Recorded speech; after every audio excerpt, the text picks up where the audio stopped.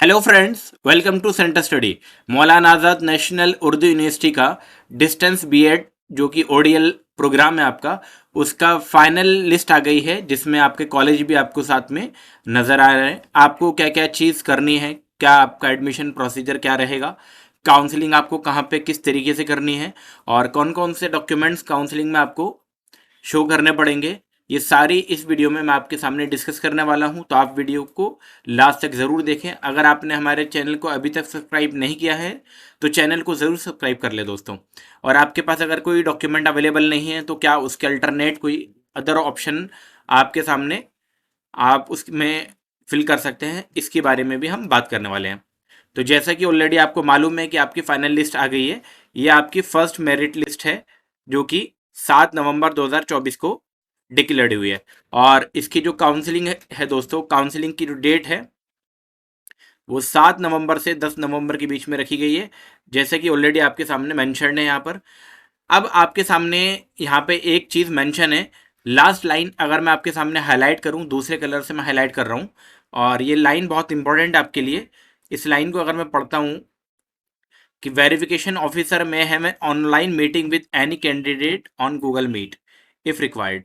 तो दोस्तों, अगर उनको लगता है कि इनके आपने ऑनलाइन वेरिफिकेशन के लिए डाल दिया और उनको ऐसा लगता है कि कोई फॉल्ट है, कोई डॉक्यूमेंट में कोई दिक्कत है, तो आपको गूगल मीट के ज़रिए वेरिफिकेशन ऑनलाइन कराना पड़ सकता है। तो इसीलिए सबसे पहले आप अपने फ़ोन में जल्दी से जल्दी गूगल मीट डाउनलोड करके उस पर अपनी आईडी ज़रूर बना लें, ताकि अगर कोई ऐसा इशू आए तो आप गूगल मीट पे मीटिंग के लिए पहले से रेडी रहें। और अपने मेल को पहले से सिंक करके रखें दोस्तों, ताकि अगर कोई भी मेल आपके पास आता है, कोई ऐसा मेल आता है कि आपको मीटिंग करनी है, आपको इतने बजे ज्वाइन करना है, तो उसके लिए आप पहले से रेडी रहें। आपको उसी टाइम ज्वाइन करना है जिस टाइम वो आपके पास डेट मेंशन होगी। अब क्या क्या डॉक्यूमेंट्स आपको वहाँ शो करने पड़े होंगे, मैं आपको वन बाय वन आपको बताने वाला हूँ यहाँ पर। सबसे पहला पॉइंट है 10th क्लास या 10th क्लास की जो भी इक्विवेलेंट सर्टिफिकेट है, जिसमें आपका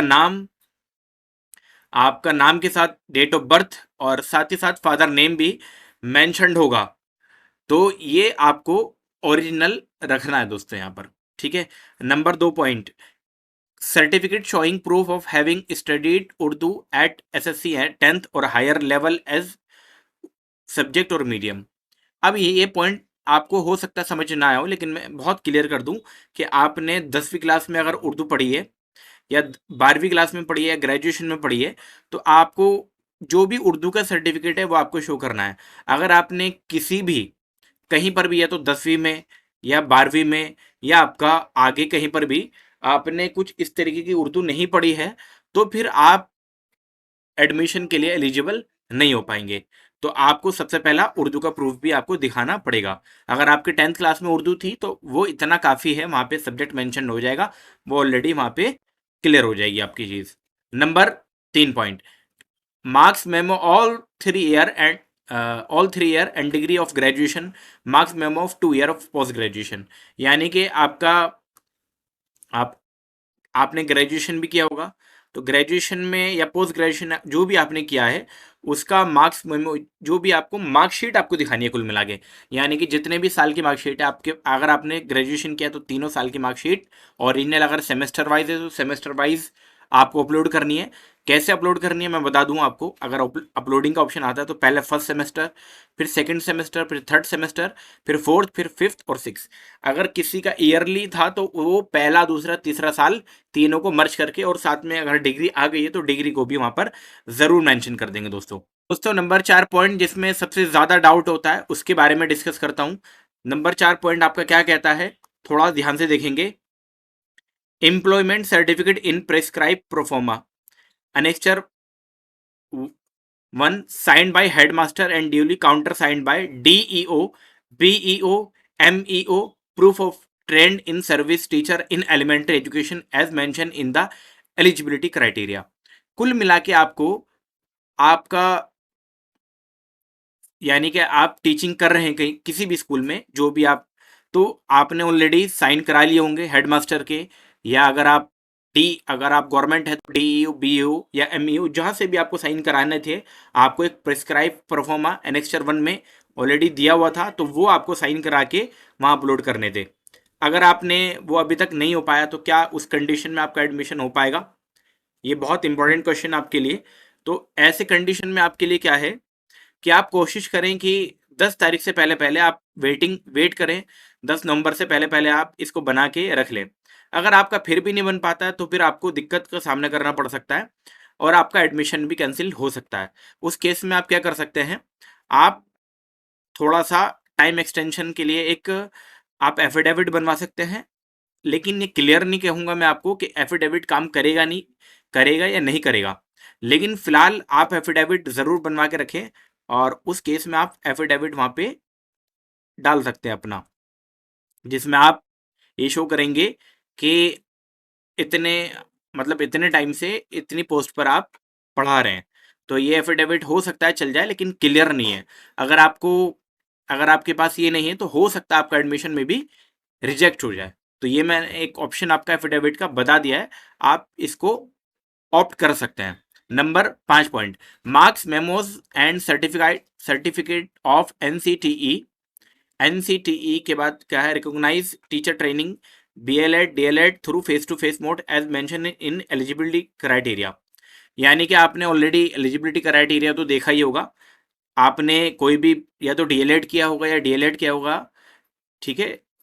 आपने जो भी किया था उसका डीएलएड भी या 2 साल का कोई भी डिप्लोमा कोर्स जो किया था उसको फेस टू फेस मोड अगर आपने किया था तो वो उसकी मार्कशीट आपको वहाँ पे दिखानी है और डिग्री भी साथ में आपको वहाँ पे शो करनी है। अगर आपको अपलोड करनी है तो अपलोडिंग में आप क्या करेंगे कि सेमेस्टर वाइज, अगर सेमेस्टर है तो सेमेस्टर वाइज, ईयरली है तो ईयरली आप अपलोड करेंगे वहाँ पर।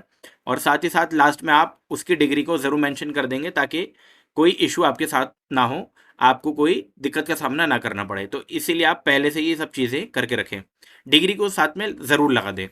Number 6 point, permission certificate issued by a recognised secondary school to selected candidate for undertaking practical activities.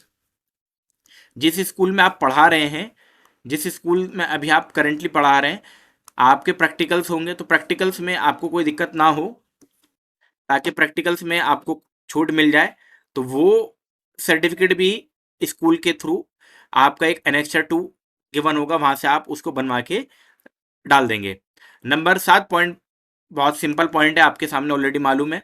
Certificate in support of claim reservation, अगर आपका एससी से आया है, एसटी, ओबीसी, ईडब्ल्यूएस या पीडब्ल्यूडी कैटेगरी में किसी में भी नाम आया है तो वो सर्टिफिकेट आपका रिन्यू यानी कि अपडेटेड होना चाहिए। अगर आपका अपडेटेड नहीं है तो उसको तुरंत आप जल्दी से जल्दी आप अपडेट कराकर 10 तारीख से पहले पहले उसको आप शो कर सकते हैं। अगर आपका पुराना है तो आप पुराना वाला भी वहाँ दिखा सकते हैं, लेकिन आप अपडेट की जो स्लिप है वो साथ में आप जरूर लगा दें। Number 8 point, migration certificate from university college last attended.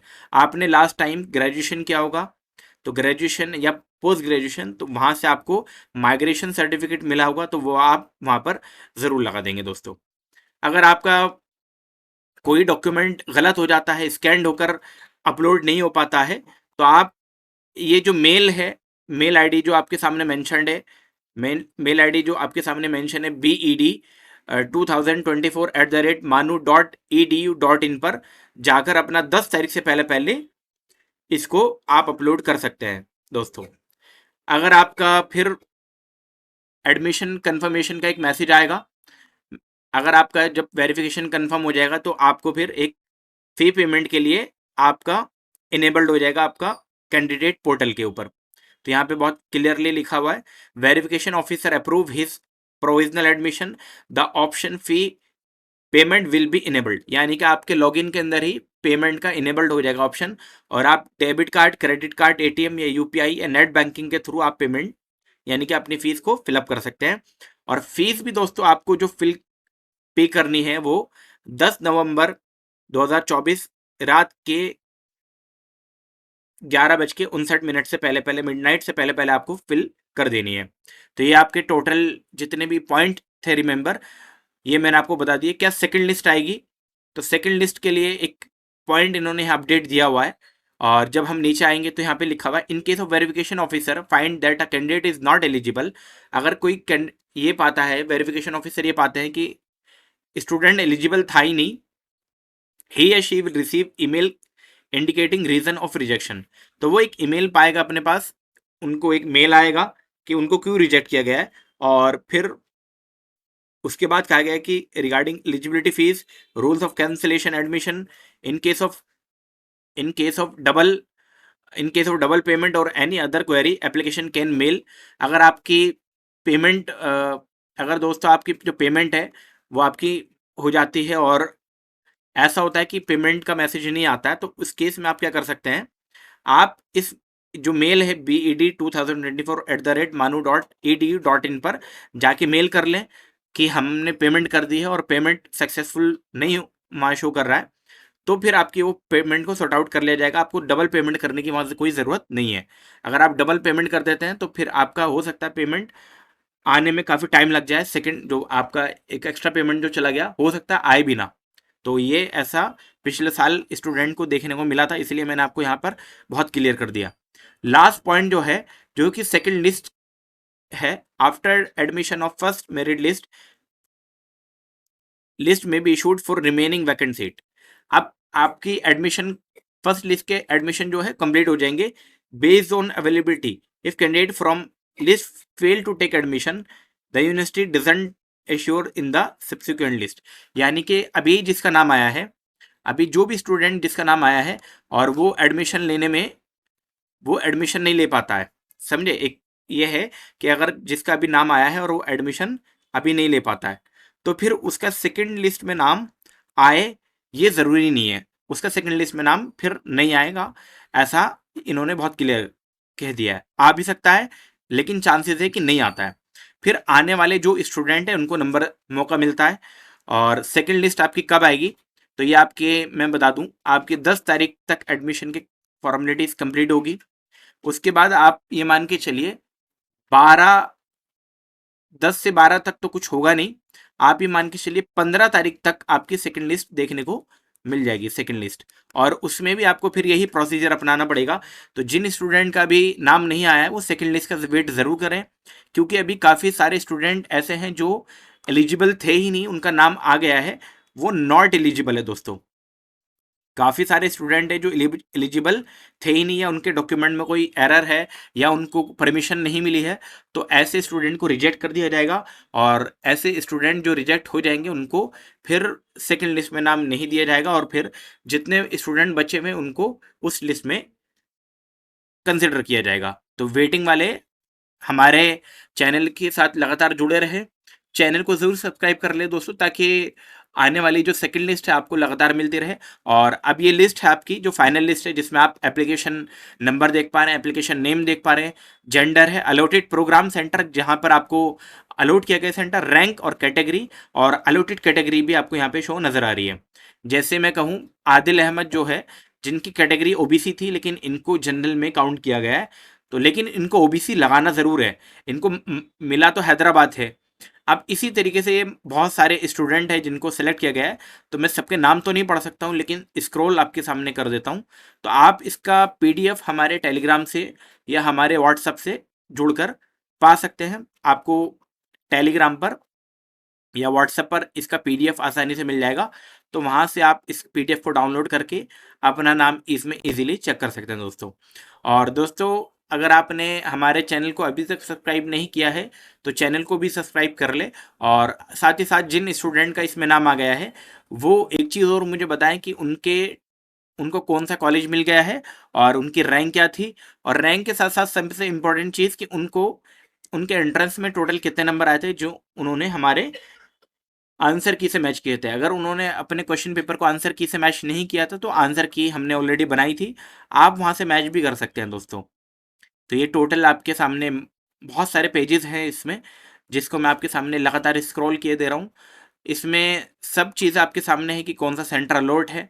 अब इनकी काउंसलिंग होने के बाद आपका कम से कम 2-3 दिन के बाद आपकी एडमिशन, फिर आपकी क्लासेस कब से स्टार्ट होगी, ये भी एक इम्पॉर्टेंट क्वेश्चन है।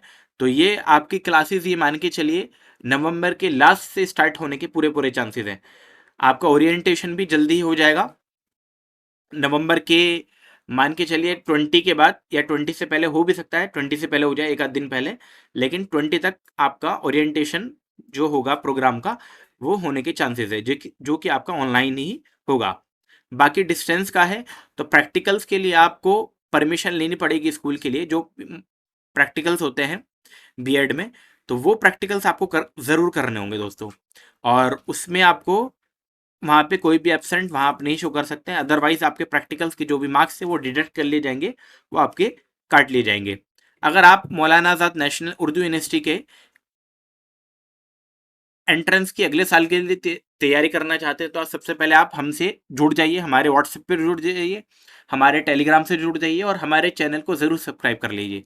और यहाँ पे क्या है, list of verification officer with mobile number, यहाँ पे आपको एक इम्पॉर्टेंट चीज़ भी दी गई है। नेम ऑफ वेरिफिकेशन ऑफिसर, आपको जो भी आपके वेरीफाई करेंगे आपके डॉक्यूमेंट्स, उनके नाम दिए गए हैं, उनके साथ के साथ मोबाइल नंबर दिए गए हैं, और programme centre for document verification, किस कॉलेज में कौन से सेंटर पे कौन से ऑफिसर उनको वेरीफाई कर रहे हैं, तो ये सब चीज़ें आपकी यहाँ मैंशनड है। अगर आपको कोई दिक्कत आती है, कोई परेशानी आती है, तो फिर आप इनके मोबाइल नंबर पे इनसे कांटेक्ट कर सकते हैं। और साथ ही साथ दोस्तों, अगर आपको फिर भी कोई डाउट आता है तो हमसे कमेंट बॉक्स में आप पूछ सकते हैं। और तो साथ ही साथ आप हमसे व्हाट्सएप पे जुड़ना ना भूलें, टेलीग्राम पे भी जुड़ना जुड़ना ना भूलें, और साथ ही साथ दोस्तों चैनल को ज़रूर सब्सक्राइब करते जाएं। बहुत बहुत शुक्रिया आपका।